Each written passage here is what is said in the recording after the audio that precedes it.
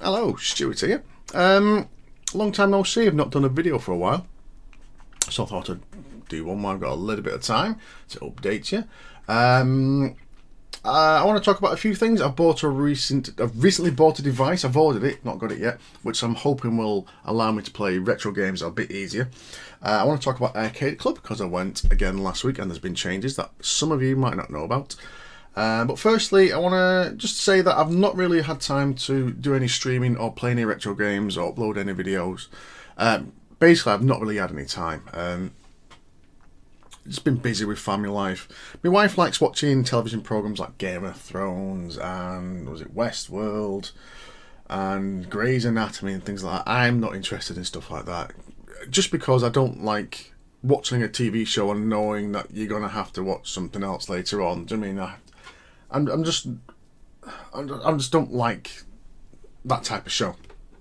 So when she's downstairs watching that, I come upstairs and play some games. The Xbox One is downstairs, so I've not really been playing Xbox One, but I've been playing more PC.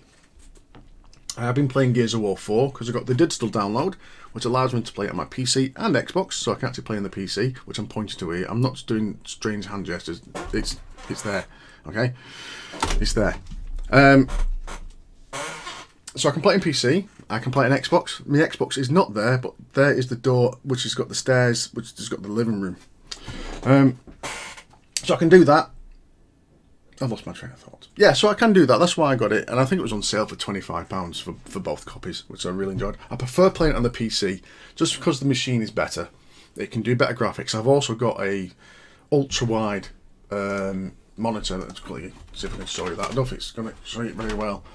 I mean, I've got an ultra-wide monitor, and I know people bang on about 4K gaming, but once you played ultra-wide, I don't think I'll ever go back to something that's not ultra-wide because it completely fills your peripheral vision. So, I've been playing PC mostly.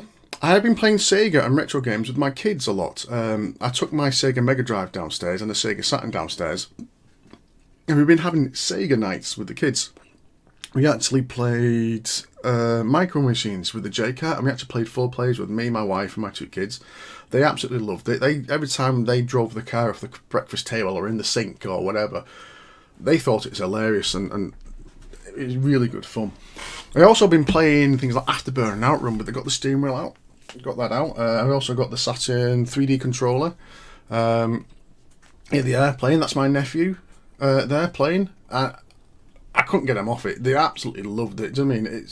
It just goes to show that it doesn't matter how old the game is or what the graphics look like. A good game is a good game. I think that was my youngest crawling all over me. What caused that? Yeah, absolutely loved it. I must say though, after been playing this and Outrun and Space Harrier, they did say, can they play Minecraft? I said no because it was too late. So that is basically my retro gaming at the moment. As I said, I went to Arcade Club last week. Basically, we got a babysitter, and I said to my wife, so we got the evening to ourselves. We didn't have evening to ourselves because the babysitter was in the house, so we've got the evening to do what we want. So we've not had this for 6 months. So what do you want to do? Do you want to go to the pub? Do you want to go to the cinema? Should we go out for a meal? Should we go for a romantic walk? And she said, let's go Arcade Club. I was not one to say no. So off I went. Now I've heard a rumour that it's now 2 floors, and I heard that all the pinball machines were taken downstairs. Yes, there is another floor, and no, it's not filled with pinball machines. Now, just want to say, if you do go, the top floor, the normal floor, has not been diminished in any way. There's always a natural rotation of games which come and go within Arcade Club. If you go quite regularly, I've been probably about 6 times now, maybe, in the past year. Yeah, and there are certain machines in certain locations we do get removed and something else put there. So if you go, you are not getting a diminished experience from it. I think all the stuff that's downstairs, I think 1 or 2 things have moved downstairs, but I think it's more the stuff that would have been put in storage why something was replaced has moved. Now, the price for the normal floor is the same. At the moment it's £10, £10 to go in. that's what it costs. Now, if you want to go to the second floor, which I think they should call Arcade Club Level 2. If you want to go to that other floor, when you pay, you can pay £15 for access to both floors. If you decide later, once you pay your normal £10, you want to go downstairs, you have to pay another £10 to get downstairs. Downstairs is over 18s only. I think they will allow 16-year-olds and older if they're accompanied by an adult, and I think it has to be in like a 1-to-1 ratio. You can't have a group of 16-year-olds walking around with an adult. I made a quick video of what it was like downstairs because it was actually very nice. Now, where the normal upstairs is, it's quite cramped, it's noisy, it's hot, it's a traditional arcade. It's just what it used to be like in the 80s and whatever, in the 90s. This is a lot cooler and a lot quieter. So like I said, I made a little video. My video camera on my phone is not that good, so like it or lump it, basically. Now, so in the middle there, we've got lots of PlayStation 4s. A few of them have actually got VRs on it, as you can see. Here are a lot of home consoles. We've got SNES, we've got a Neo Geo, a real Neo Geo.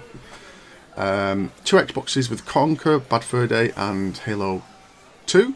Sonic the Hedgehog and a Japanese Mega Drive. I think that's a Terminator 2 gun. Now I love this mural at the back. As you can see, it's kind of on a stage, so I don't know whether they're going to be using that for something. We'll see.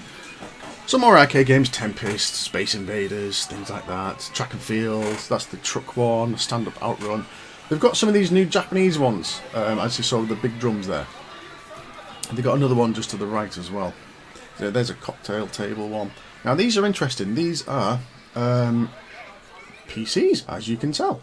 But they've got GTX 1080s in there. Now if you don't know about them, they are basically one of the best graphics cards you can get at the moment. It's been superseded by the Titan, which is a £1,000 graphics card, and recently the 1080 Ti's come out. Now that is Oculus with a racing game, and here's a guy with a HTC Vive throwing a stick to a virtual dog while his own dog is at home getting diabetes and not getting any exercise. There's a bar to the left, another bar, and next to that is a shop. There is obviously more arcade games, stand up, and here's the other one. Now in here there's lots, you can see just to the left, there's lots of couches there. They've got loads of those large couches, actually very comfortable. Now I actually, we went there and I went downstairs to check out what downstairs was like, and I found it's a lot more chilled and a lot more relaxed and a lot quieter. I mean, by no means is there no atmosphere. There is. It's just a lot chilled, a lot more chilled, and a lot more not as excitable, if you know what I mean. Now, if you're going to go there for several hours, like most of us would do, it is worth going downstairs. If you want to try the VR, it's worth it. Like I thought I'd give it a go just to see what it was like, to be honest. And it was nice because when we was upstairs for a couple of hours, there's a lot of noise. We thought we're getting thirsty. It was really, really hot. There's probably, there's 30, 40 people upstairs. There's probably about 30 people upstairs. And it was nice just to be able to go downstairs, get a drink, and just chill. And we just played Sonic the Hedgehog for a bit on one of these massive screens. So I thought, sat down. And it was nice just to chill and relax and get your bearings a bit while you was down there. So if you do go and you think you're going to be for a while, it is worth it. Or if you want to go to any of the VRs, it is worth it. So that's what it is with Arcade Club. Now finally, the purchase I made literally an hour ago, I'm hoping will enable me to play retro games a bit easier. I have a Bang & Olufsen television. The kids like playing on the consoles up here, but I'm worried that that thing's going to fall down on them and do damage. That is one of my worries. The other thing which I don't like about the TV is the picture is really crisp, the sound is brilliant, the brightness is brilliant, but the geometry is slightly out. There's a bulge in the middle of the screen. Now I have used the menus to try and get rid of it, and the thing I need to change can't be done via menu. It has to be done inside with the pots. I am not going to do that because I value life too much. Considering even if you unplug these things, there's actually enough stored power in it to kill you, and you've got to do it when it was on. So I'm not going to touch it. Really struggling to find someone who will do it. So what I've bought is an OSSC, an open source scaling converter, I think it stands for, which is basically an open source enthusiast made FrameMeister, which should be cheaper. Where the FrameMeister will get a frame, it scales it, puts the scan lines in it, and it does that in a buffer and outputs it.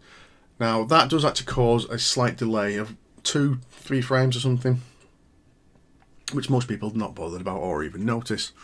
Now this open source one, when it does it on the fly, so it gets one line of, so let's say Sonic the Hedgehog, so there's the first line, Sonic the Hedgehog, and this device goes, right, the next 2 lines are blank, what's the next line? And your console says, the next line of Sonic the Hedgehog is this. And the scaler kind of goes, yeah, it's your next line, but it's now my 1, 2, 3, 5th line, it's my 4th line. It does that.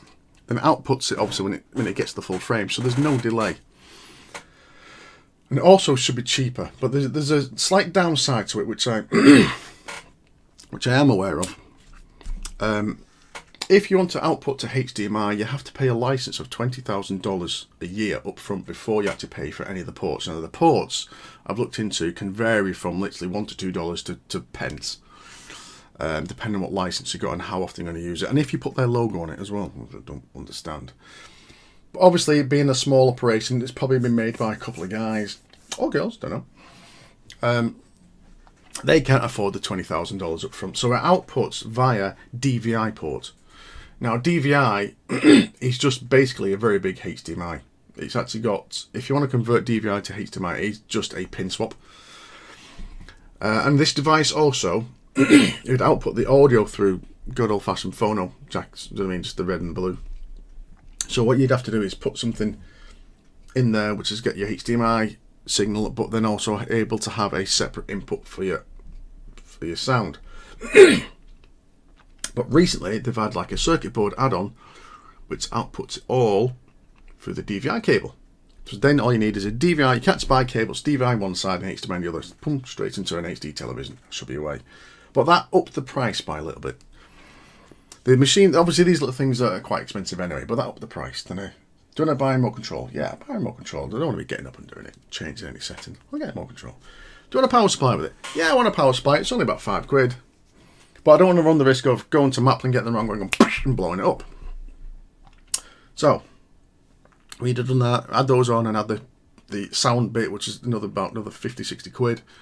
Went to check out, done, plus VAT. Oh, for fuck's sake. So, I've ended up spending a bit more than what I wanted, but I think it's going to be worth it because, number one, the streaming quality should be a lot better when I decide to do it. I also can use an old monitor or an old television to actually put the images on, and I don't have to have this great hulking CRT which annoys the hell out of me. When you're scrolling left and right, you get this bulge going on. It pisses. Once you notice it, you can't not look at it. It'll get rid of that. I won't have the risk of it probably falling on the kids. I won't have the risk of, like, if it ever breaks, I mean, having to try another CRT, it's going to get another LCD. So, I'm hoping when that comes, it'll make it easier to play games and hopefully make more videos. And when I get it, I'll make a video, a bit quick review of it, to tell you what I think. But I've probably spent a little bit too much on it. Not too much, more than expected. I was thinking about getting a Wii U because I love Zelda. And I want to get out of the habit of me coming upstairs when my wife's playing games, because obviously you can play them on the tablet, on the gamepad, certain games. So I was thinking, if I get that, I can play games on the gamepad while she's watching. But I think that's fallen by the wayside because this has ended up being costing a lot of money. It costs less than the FrameMeister, which everybody unanimously says it's absolutely an amazing device. But once I've added everything on, the VAT and the shipping, it is cheaper, but not massively cheaper. Anyway, so that's what I've been up to, if anyone's been interested, and thank you for reaching to the end at 40 minutes. This is about the 4th time I've recorded this because of issues, and each time I do it, it gets bigger and bigger and bigger. So anyway, thanks for watching, guys and girls, and I hope to have a video up soon. Bye.